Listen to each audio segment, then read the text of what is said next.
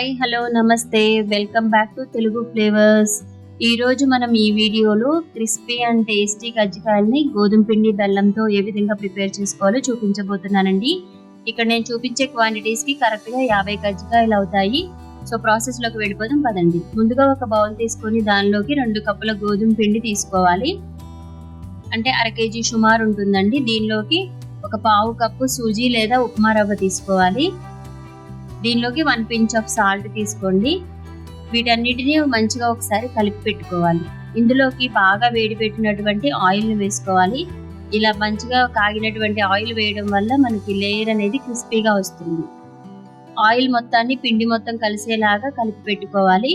ఈ విధంగా పిండిని ప్రెస్ చేసినట్లయితే ముద్దలాగా అవ్వాలండి. అప్పుడు కరెక్ట్గా మనకి ఆయిల్ క్వాంటిటీ అనేది సరిపోయినట్టు.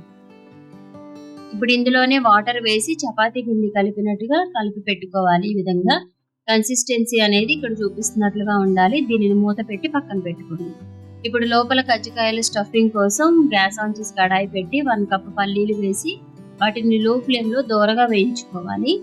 అదే కడాయిలో 1 స్పూన్ నెయ్యి వేసి పచ్చి కొబ్బరి తురుమండి 1 కప్పు వేసి పొడి పొడిలాడే వరకు వేయించి పెట్టుకోవాలి. ఇందులోనే 1 కప్పు నువ్వులు కూడా వేసుకొని 3 సేమ్ క్వాంటిటీ అండి. సేమ్ క్వాంటిటీలో తీసుకొని వీటిని కూడా దోరగా వేయించి పెట్టుకోవాలి. ఇవన్నీ చల్లారిన తర్వాత పల్లీలు నువ్వులని మిక్సీ జార్లో వేసి పొడిలాగా పట్టి పెట్టుకోవాలి. ఇప్పుడు ఒక మిక్సింగ్ బౌల్ తీసుకొని మనం గ్రైండ్ చేసుకున్నటువంటి నువ్వుల పొడి, కొబ్బరి తురుము, పల్లీల పొడి వేసుకొని వీటన్నిటికీ 1.5 కప్పు బెల్లం అనేది కరెక్ట్ గా సరిపోతుంది మెజర్మెంట్. మీకు కావాలంటే ఇంకొంచెం బెల్లం కూడా యాడ్ చేసుకోవచ్చు. అయిపోయింది కదండి. ఇప్పుడు మనం కజ్జికాయలు ప్రిపేర్ చేసుకుందాము.